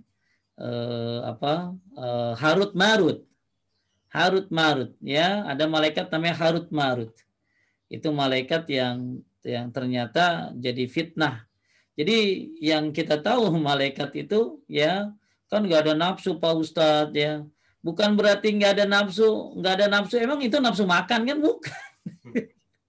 Jadi maksudnya malaikat itu terganggu dengan orang yang segala sesuatu yang bau mengganggu. Jadi kalau tanpa nafsu itu berarti kan dia nggak ada nafsunya. Tapi bukan berarti dia tidak terganggu ya. Karena ini dijelaskan oleh Nabi ya. Kan kita tahunya malaikat itu nggak ada nafsu dan lain sebagainya. Padahal ada beberapa hal yang malaikat juga mendoakan keburukan.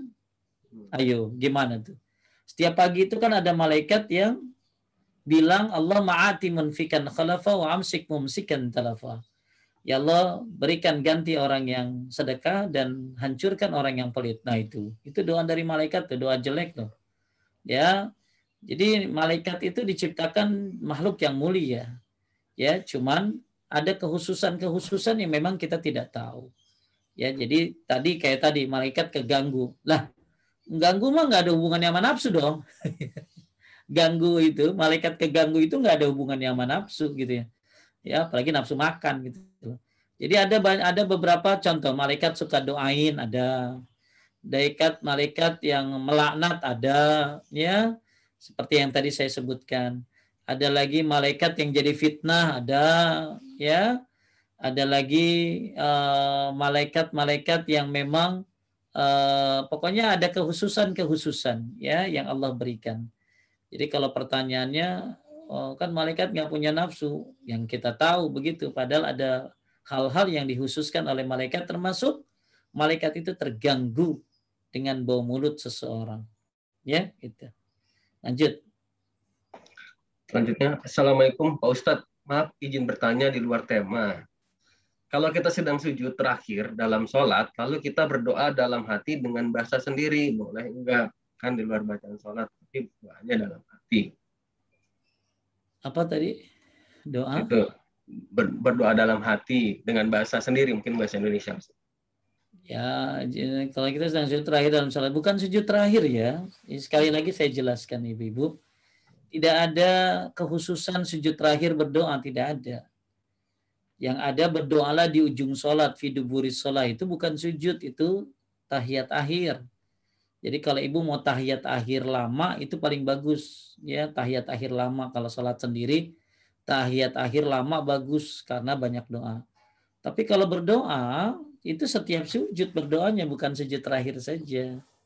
Nah, yang utama doa itu tadi dari Quran, dari hadis, kemudian pakai bahasa Arab. Nggak bisa juga, ya baru deh pakai bahasa Indonesia, tapi ahsan bagusnya nggak bersuara, di dalam hati saja. Ya, jadi itu fatwa dari Komite Fatwa Saudi Arabia. Jadi ibu-ibu sekalian muliakan Allah. Jadi kalau lagi doa, lagi sujud itu bukan sujud terakhir ya. Setiap sujud kita berdoa. Setiap sujud kita berdoa, bukan sujud terakhir. Dan bagus doa skala prioritas yang utama, yaitu apa tadi? Ya, skala prioritasnya doanya dari Quran, ya, dari hadis yang diajarkan oleh Nabi, itu lebih utama. Cuman kita ini kadang-kadang apa ya? Males gitu ya, males ngapalin doa. Padahal ya, kalau ibu-ibu yang ikut kajian saya, makanya mungkin kalau ada ibu-ibu yang pengen ikut kajian saya yang lain tentang sholat, ini sering dibahas banget ya, sering dibahas banget kasus seperti ini. Dan ada apa? Ada doa-doa yang bagus kita baca dan lebih baik daripada bahasa Indonesia. Itu Rabbana atina fid dunya hasanah wa fil akhirati hasanah wa qina azabannar. Siapa yang baca doa Rabbana atina fid dunya hasanah, ya, malah kata Syekh Abdul Razak, kalau kita banyak doa, kita kan banyak permintaan ya Ahmad ya. Kita banyak permintaan. Samping banyaknya itu kalau di list juga banyak banget. Dan kita bingung berdoa, ya, berdoa apa karena saking banyaknya permintaan. Ya, kadang meminta ini lupa yang ini. Maka baca Rabbana atina fid dunya hasanah fil akhirati hasanah wa qina azabannar. Itu kan ada di Al-Qur'an tuh ya. Atau Allahumma atina fid dunya hasanah fil akhirati hasanah wa qina azabannar. Jadi lebih baik baca doa yang mudah dari Quran, dari hadis, ya, daripada doa yang dari bahasa kita gitu loh. Ya, itu lebih utama. Ya, itu menurut Komite Fatwa Saudi Arabia. 1, doa dari Quran, 2 dari hadis, dari bahasa Arab. Nah, kalau nggak bisa juga yang terakhir. Cuma saya lihat orang-orang kita itu banyak punya doa-doa yang pendek, tapi nggak pernah yakin dan nggak pernah tahu maknanya. Seperti doa Rabbana atina fid dunya hasanah. Jadi sebenarnya kalau ibu minta doa dunia akhirat baik, itu minta macam-macam semuanya tuh. Itu lebih bagus, ya. Jadi dibolehkan. Kalau ibu nanyanya boleh nggak Pak Ustadz? Ya boleh, nggak apa-apa. Siapa yang jawab? Bukan saya yang jawab. Komite Fatwa Saudi Arabia. Ya, lanjut. Assalamualaikum warahmatullahi wabarakatuh. Izin bertanya, teman memberikan info apakah ada amalan sholat yang dinamakan sholat hadiah yang diperuntukkan sebagai hadiah untuk orang yang meninggal dan dikerjakan di waktu maghrib pada hari orang tersebut meninggal. Nah, itu bid'ah itu. Ya, itu bid'ah. Orang udah mati dikasih hadiah sholat. Orang mati mah didoain. Ibu doain lagi.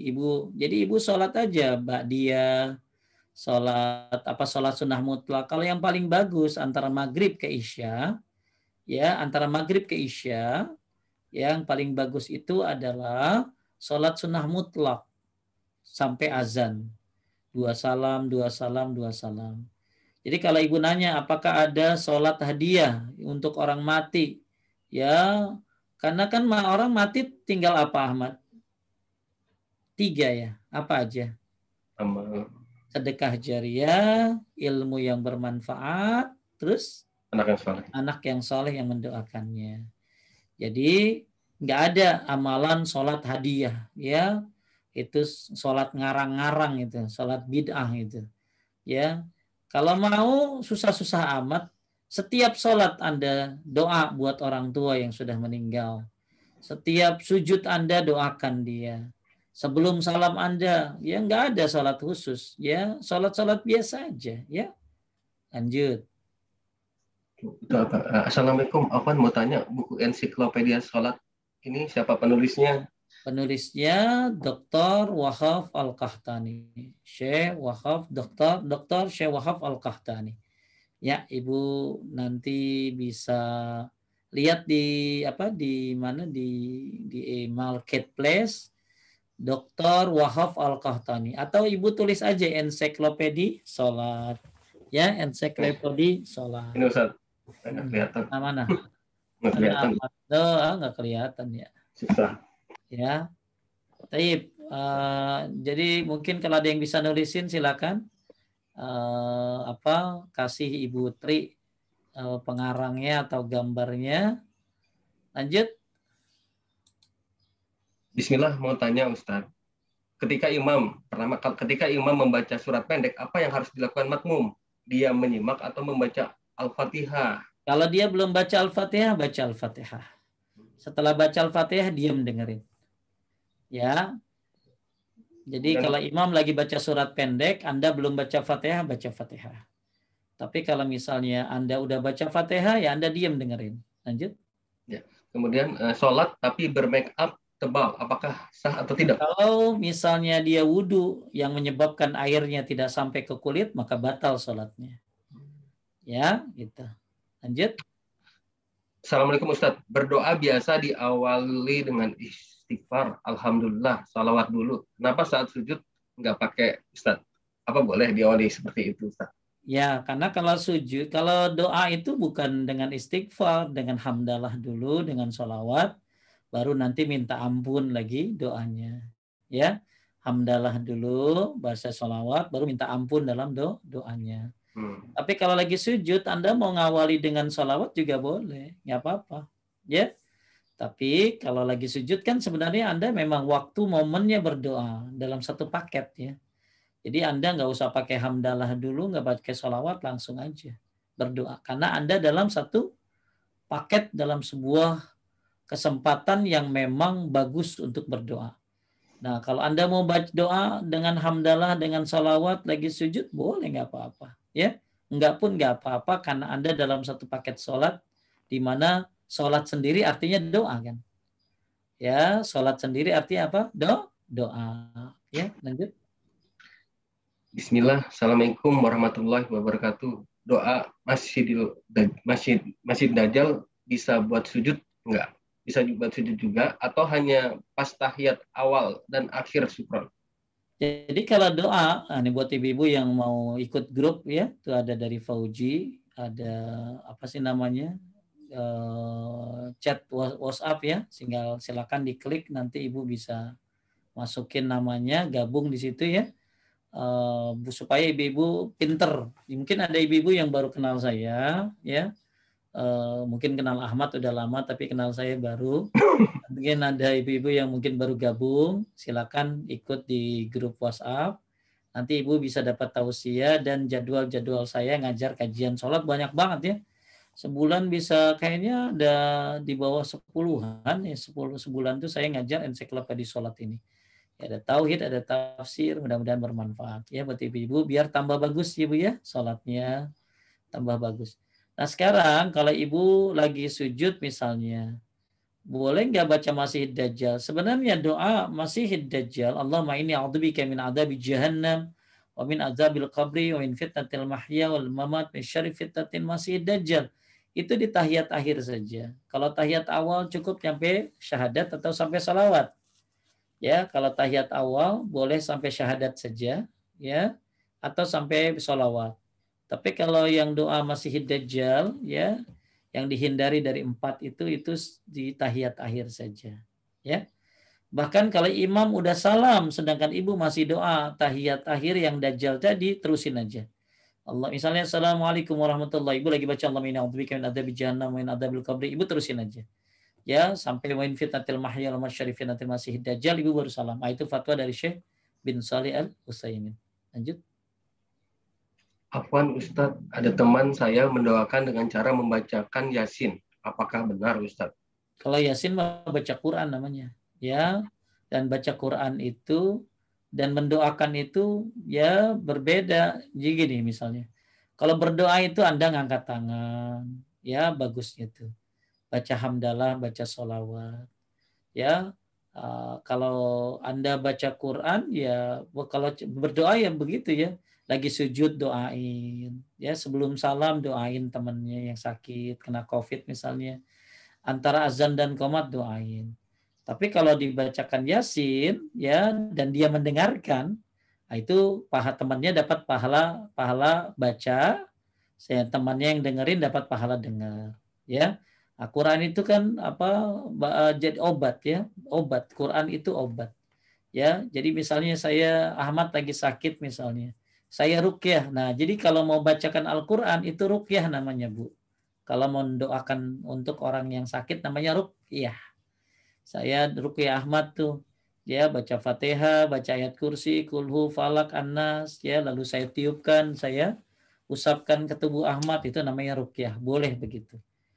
Ya, tapi kalau ibu berdoa dengan baca Yasin, saya nggak tahu ini ada sunnahnya atau tidak. Ya, karena membaca Quran itu ya pahala buat kita ya. Kalau saya baca Quran Ahmad dengerin ya Ahmad dapat pahala mendengar gitu loh. Tapi kalau orangnya nggak ada dibacain ya, nah ini tidak saya tahu kayak begini ya.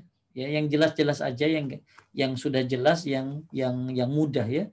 Tidak perlu kita membuat sesuatu yang baru dalam agama. Lanjut. Ustadz, apa jika sujud lalu telapak tangan tertutup mukena, padahal kan rukun sujud? Nggak apa-apa. Semua ulama kebanyakan membolehkan. Ya, yang nggak boleh gini Ahmad. Jadi misalnya gini, ibu sholat ya. Kalau memang nggak boleh kan pertanyaannya tuh, oh maksudnya baca Yasin untuk orang tua yang sudah meninggal, apakah boleh Ustadz? Al-Quran itu buat yang hidup. Allah berfirman di dalam surat Yasin juga Ahmad. Liyunzira man kana hayyan wa yahiqqal qawlu 'alal kafirin. Jadi orang baca Yasin buat orang mati. Padahal di Yasin dibilang Quran itu buat yang hidup. Jadi dalam surat Yasin itu ada kalimat apa? Liyunzira man kana hayyan. Al-Quran itu peringatan buat yang hidup. Kenapa baca buat yang mati? Orangnya di Quran aja dibilang buat yang hidup kok gitu loh. Ya.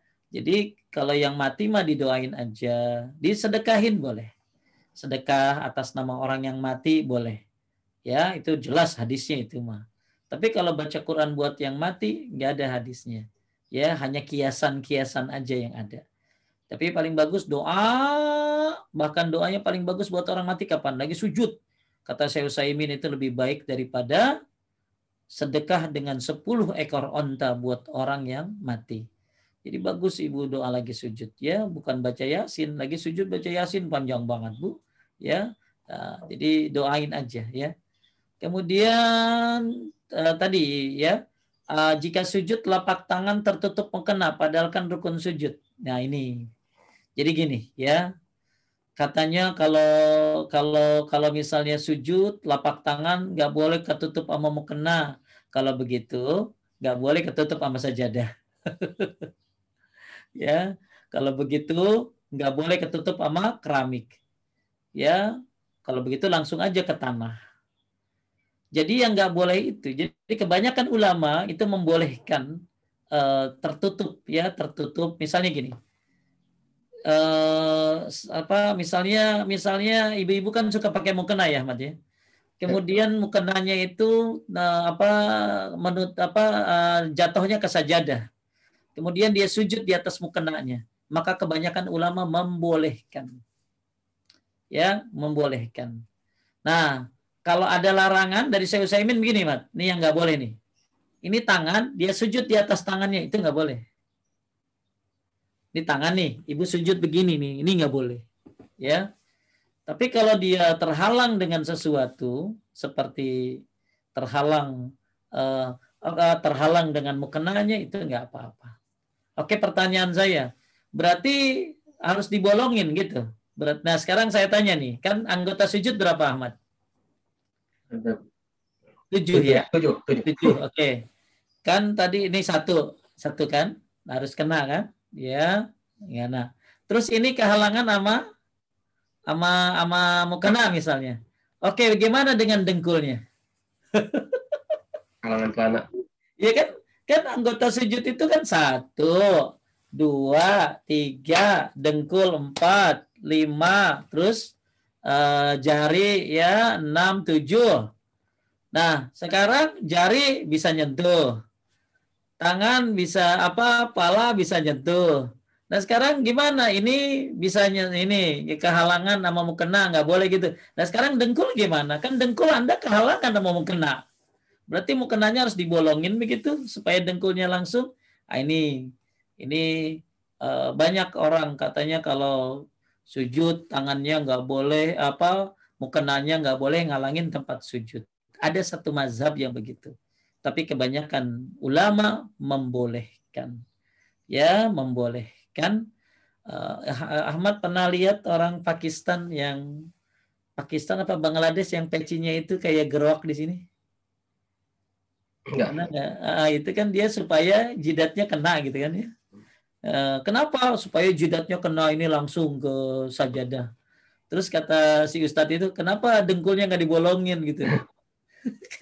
Kan dengkul juga anggota sujud. Kenapa nggak dibolongin biar langsung kena gitu loh. Ya, jadi nggak apa-apa ibu ya, nggak apa-apa. Tapi nggak boleh begini nih. Itu pun makruh ya, bukan batal. Kalau tangan Anda misalnya Anda lagi sujud terus tangannya Anda giniin gitu tuh, gitu. Jadi Anda sujud di atas ini tuh nggak boleh. Ya, lanjut. Assalamualaikum Ustaz, saat di antara azan iqomah lebih baik sholat rawatib atau berdoa? Bagusnya sholat sunnah rawatib sambil berdoa dalam sujudnya. Ya, jadi ibu dapat 2, lanjut. Selanjutnya, Ustadz mau tanya dong, sholat tobat baiknya dikerjakan pas setelah tahajud di sepertiga malam atau habis maghrib, Ustadz? Sholat tobat tuh habis bikin dosa. Ya, nggak usah nungguin maghrib, nggak usah nungguin tahajud.